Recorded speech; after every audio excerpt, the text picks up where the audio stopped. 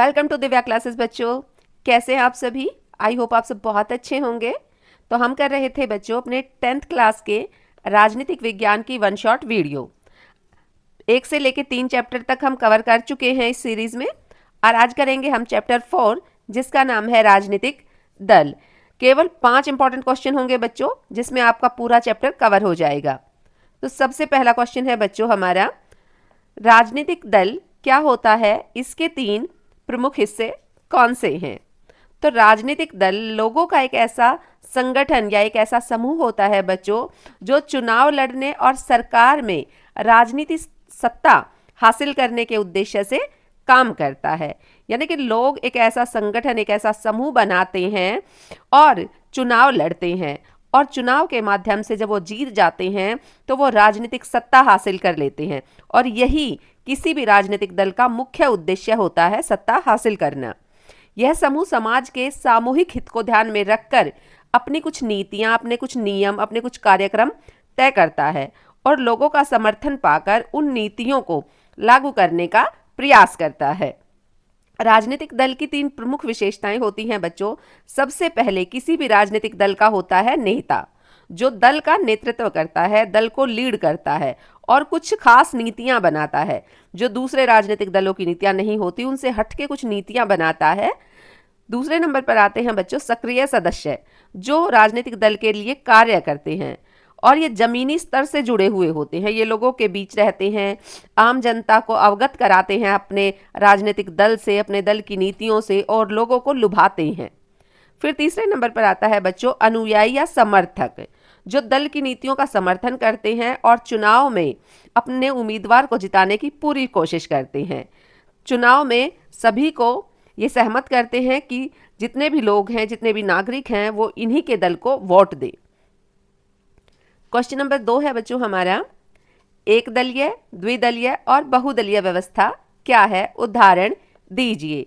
एक दलीय, द्विदलीय, बहुदलीय व्यवस्था का अर्थ होता है बच्चों कि किसी भी देश में एक दल सरकार बनाता है या 2 दल सरकार बनाते हैं, या बहुत सारे दल होते हैं जिसमें से कोई एक दल सरकार बनाता है। तो समझते हैं वन बाय वन। पहला है बच्चों एक दलीय व्यवस्था, जहां सिर्फ एक ही दल को सरकार बनाने और चलाने की अनुमति होती है। यानी कि वहां का जो संविधान होता है, वहां का जो कानून होता है, वो एक ही दल को अनुमति देता है कि वो सरकार बनाए, और पूरे देश में केवल एक ही राजनीतिक दल होता है। ये लोकतंत्र में नहीं होता है बच्चों। जैसा कि हमारे पड़ोसी देश चीन में ऐसा होता है कि वहां पर सिर्फ एक ही राजनीतिक पार्टी है, जिसको कहा जाता है कम्युनिस्ट पार्टी, और हमेशा से यही चीन में सरकार बनाती आई है। द्विदलीय व्यवस्था होती है बच्चों, जहां पर 2 मुख्य दल होते हैं, जिनमें सरकार बदलती रहती है। कभी एक दल की बन जाती है, कभी दूसरी दल की बन जाती है, और मुख्य तौर पर केवल 2 ही दल होते हैं देश के अंदर जो सरकार में आते हैं। उदाहरण देखिए, जैसे अमेरिका और ब्रिटेन, इनमें सिर्फ 2 राजनीतिक दल हैं जो सरकार बनाते हैं। कभी एक दल बना लेता है, कभी दूसरा दल। इनके अलावा अमेरिका और ब्रिटेन में कोई और राजनीतिक दल नहीं है, केवल 2 दलीय व्यवस्था वहां पर लागू है। तीसरा है बच्चों बहुदलीय व्यवस्था, जहां पर बहुत सारे दल होते हैं जो सत्ता प्राप्त करने की, जिनमें होड़ लगी होती है। ज्यादा से ज्यादा दलों के लिए गठबंधन करके सत्ता में आने का अवसर होता है। यानी जहां पर बहुत सारे राजनीतिक दल हों, और जब किसी एक दल को बहुमत ना मिले तो वो 2-3 दलों के साथ मिलकर गठबंधन की सरकार बनाता है। जैसे कि भारत में बहुत सारे दल हैं, लेकिन मुख्य रूप से एनडीए गठबंधन और यूपीए गठबंधन, जिसमें एक दल में होती है भारतीय जनता पार्टी और उसके सहयोगी दल, दूसरे दल में होते हैं कांग्रेस पार्टी और उसके सहयोगी दल। कुल मिलाकर भारत में बहुत सारे राजनीतिक दल हैं। तो ऐसी व्यवस्था को कहा जाता है बच्चों बहुदलीय व्यवस्था। एक दलीय व्यवस्था में एक दल होता है, पूरे देश में एक राजनीतिक पार्टी होती है। द्विदलीय व्यवस्था में 2 राजनीतिक पार्टियां होती हैं, और बहुदलीय व्यवस्था में बहुत सारी राजनीतिक पार्टियां होती हैं जो गठबंधन बनाकर सरकार बनाती हैं। क्वेश्चन नंबर 3 है बच्चों, राजनीतिक दल लोकतंत्र में क्या काम करते हैं, विस्तार से बताइए। ये वेरी वेरी इंपॉर्टेंट क्वेश्चन है बच्चों कि राजनीतिक दल लोकतंत्र में किस तरह से काम करते हैं, क्या उनका योगदान होता है, इसको इस तरह से भी पूछा जा सकता है। तो सबसे पहले चुनाव लड़ना। राजनीतिक जो दल हैं बच्चों वो चुनाव लड़ते हैं, अपना एक उम्मीदवार चुनते हैं और उसे चुनाव में उतारते हैं। देशों में चुनाव दलों के उम्मीदवारों के बीच ही लड़ा जाता है। कोई भी दल, चाहे कोई भी देश हो बच्चों, और उसमें कोई भी दल हो, वो अपने उम्मीदवारों को खड़ा करता है और जब उम्मीदवार जीतते हैं तो उसी से उसको, उन दलों को राजनीतिक सत्ता प्राप्त होती है, जो चुनाव के माध्यम से ही उम्मीदवार जीतते हैं। दूसरा होता है बच्चों नीतियां और कार्यक्रम प्रस्तुत करना। किसी भी दल की क्या नीतियां होती है, तो लोकतंत्र में बहुत सारे राजनीतिक दल होते हैं जिनकी अपनी अपनी नीतियां होती हैं जो मतदाताओं के सामने रखते हैं, और मतदाता अपनी पसंद की नीतियां चुनते हैं। यानी कि उन्हें जो भी उम्मीदवार पसंद होता है, जिसकी नीतियां उन्हें ज़्यादा अच्छी लगती हैं, ऐसे उम्मीदवारों को ही मतदाता यानी कि वोटर चुनते हैं। तीसरा पॉइंट है बच्चों कानून निर्माण में भूमिका। विधायिका के अधिकतर सदस्य किसी न किसी दल के होते हैं बच्चों। जैसे कि हमारी सरकार है बच्चों, वो 3 स्तर पर काम करती है, जैसे कि विधायिका, कार्यपालिका और न्यायपालिका। तो विधायिका संसद के जो सदस्य होते हैं वही विधायिका के सदस्य होते हैं बच्चों, और विधायिका एक ऐसी संस्था है जो देश के लिए कानून बनाती है। तो वो उम्मीदवार जिनको जनता ने वोट दिया है, सांसद चुना है, वही विधायिका में होते हैं और देश के लिए कानून बनाते हैं। तो ये लोकतंत्र में बहुत मुख्य योगदान होता है राजनीतिक दल के नेताओं का। फिर सरकार बनाना और चलाना। दल नेता चुनता है, उन्हें प्रशिक्षित करता है, मंत्री बनाता है ताकि वे दल की नीतियों के अनुसार सरकार चला सके। विपक्ष की भूमिका। विपक्ष वो राजनीतिक दल होता है बच्चों जो चुनाव हार जाता है, उसको पूर्ण बहुमत नहीं मिलता और वो सरकार नहीं बना पाता, लेकिन फिर भी विपक्ष की जो भूमिका है लोकतंत्र में वो बहुत ज़्यादा प्रभावशाली है, बहुत दमदार है, क्योंकि विपक्ष हमेशा सरकार की गलतियों को दिखाता है, उनकी गलतियों को, उनकी नीतियों की आलोचना करता है और अपनी अलग राय रखते हैं, जो जनता को सरकार के खिलाफ हमेशा उसकी घेराबंदी करते हैं, गौलबंदी करते हैं, जिससे सरकार कोई भी गलत निर्णय नहीं ले पाती। वो सरकार पर हमेशा नज़र रखते हैं और उसकी आलोचना करते हैं, उसकी नीतियों को सही या गलत बताते हैं। तो विपक्ष की बहुत अहम भूमिका होती है लोकतंत्र के अंदर। जनमत निर्माण। जनमत निर्माण का अर्थ होता है बच्चों जब जनता अपना निर्णय लेती है, वो किस उम्मीदवार को चुनती है, किस पार्टी को बहुत ज़्यादा से ज़्यादा वोट देती है, उसको कहा जाता है जनमत। तो दल मुद्दों को उठाते हैं, जो विशेष मुद्दे होते हैं स्थानीय, सामाजिक, और उन पर वो बहस करते हैं। लाखों कार्यकर्ताओं के माध्यम से समाज की राय बनाने में भी वो मदद करते हैं। फिर है बच्चों सरकारी कल्याणकारी कार्यक्रमों तक पहुंच। जो राजनीतिक दल हैं वो जनता के कल्याणकारी योजनाएं बनाते हैं, उनके कल्याण में हमेशा वो लगे रहते हैं और समाज में क्या अच्छा है क्या बुरा है ऐसे वो कार्यक्रम तय करते हैं जिससे समाज का विकास होता है। ऐसे बहुत सारे प्रोग्राम किए जाते हैं, कार्यक्रम आयोजित किए जाते हैं जो लोगों के कल्याण के लिए बनाए जाते हैं, यानी कि लोगों की भलाई के लिए बनाए जाते हैं। तो लोकतंत्र में राजनीतिक दल मुख्य योगदान देते हैं बच्चों। आप क्वेश्चन को समझ के अपने शब्दों में आंसर लिख सकते हैं। क्वेश्चन नंबर 4 है बच्चों राजनीतिक दलों के सामने कौन कौन सी चुनौतियां होती हैं। जब राजनीतिक दल होते हैं बच्चों तो उनके सामने बहुत सारी चुनौतियां भी होती हैं। वो किस तरह से काम करेंगे, वो जनता को कैसे लुभाएंगे, किस तरह से कानून बनाएंगे और वो कानून कैसे लागू होंगे, जनता पर उनका क्या प्रभाव पड़ेगा। तो ऐसे बहुत सारी चुनौतियां होती हैं जिनको राजनीतिक दल फेस करते हैं। तो राजनीतिक दलों के सामने 4 प्रमुख चुनौतियां हैं बच्चों।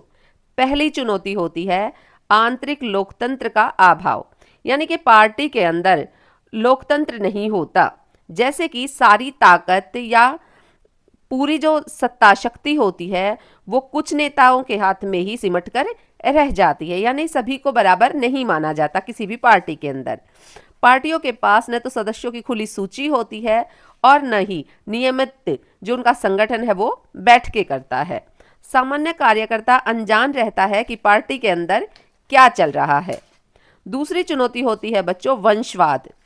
जो लोग जो नेता होते हैं ना बच्चों इन बड़ी बड़ी पार्टियों के, वे अपने परिवार के लोगों को ही आगे बढ़ाते हैं, या कुछ ऐसे राजनीतिक दल भी हैं जिसमें एक ही परिवार सबसे ऊंचे पद पर रहता है और वही पूरे दल को अपने अनुसार चलाता है। इससे होता क्या है बच्चों कि अनुभवहीन नेता मिलता है उस पार्टी को, उस राजनीतिक दल को, जिससे वो अच्छे से कार्य नहीं कर पाती, और जो उनके पावरफुल पद होते हैं उन पर एक ही परिवार के लोग बैठे हुए होते हैं। तीसरी चुनौती होती है बच्चों पैसा और अपराधी तत्वों की घुसपैठ। पैसा, किसी भी राजनीतिक दल के पास पैसा होना बहुत ज़रूरी है बच्चों, और वो उसमें चुनाव के समय बहुत उपयोग करते हैं इस पैसे का। फिर कुछ अपराधी तत्व, यानी कि अपराधियों को भी राजनीति में वो उनको उम्मीदवार बनाया जाता है। पार्टियां ऐसे उम्मीदवार उतारती है जिनके पास काफ़ी पैसा होता है, जो चुनाव के समय बहुत सारा पैसा खर्च करते हैं, लोगों को पैसे के दम पर लुभाते हैं। फिर अमीर लोग और बड़ी कंपनियां दल की नीतियों और फैसलों को प्रभावित भी करती है। कोई बहुत बड़ी कंपनी अगर किसी राजनीतिक दल से जुड़ जाती है तो वो उस राजनीतिक दल के जो फैसले होते हैं उनको भी प्रभावित कर सकती है, उनको भी वो बदलने की ताकत रखती है। तो ये भी बहुत बड़ी चुनौती है राजनीतिक दलों के सामने। कई बार पार्टियां चुनाव जीतने के लिए अपराधियों का समर्थन करती है, अपराधियों को उम्मीदवार के रूप में खड़ा करती है। तो ये भी बहुत बड़ी समस्या है राजनीति के अंदर बच्चों। राजनीतिक दलों को सुधारने के क्या तरीके हैं? लास्ट क्वेश्चन है बच्चों हमारा कि जो राजनीतिक दलों में इतनी सारी खामियां हैं उनको कैसे सुधारा जा सके, आपको सजेशन देना है।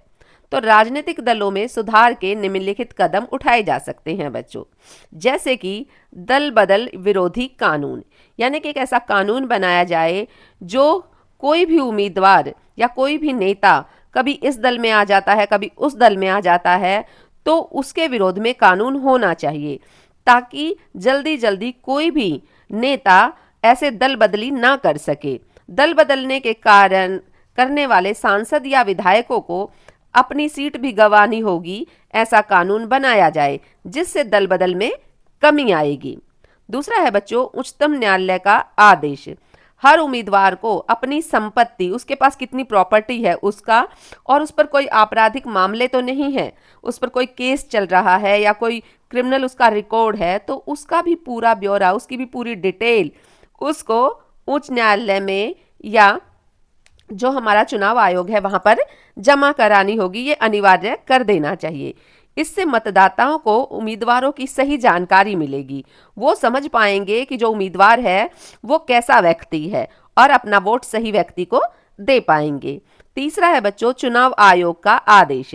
सभी दलों के लिए सांगठनिक चुनाव कराना, यानी सभी दलों का एक साथ चुनाव कराना, और उनको अपना आयकर यानी कि टैक्स भरने का जरूरी होना चाहिए। आयकर का रिटर्न भरना उनके लिए अनिवार्य होना चाहिए। उनकी आमदनी का पता हो कि वो कितनी आमदनी उनके पास, कितनी आमदनी वो करते हैं, कितना पैसा उनके पास है, वो कितना टैक्स देते हैं सरकार को। सुझाए गए कदम, राजनीतिक दलों के आंतरिक कामकाज को व्यवस्थित करने के लिए कानून बनाया जाए। राजनीतिक दल महिलाओं को कम से कम 1/3 टिकट अवश्य दे, ताकि महिलाएं भी अपना मत प्रस्तुत कर सके।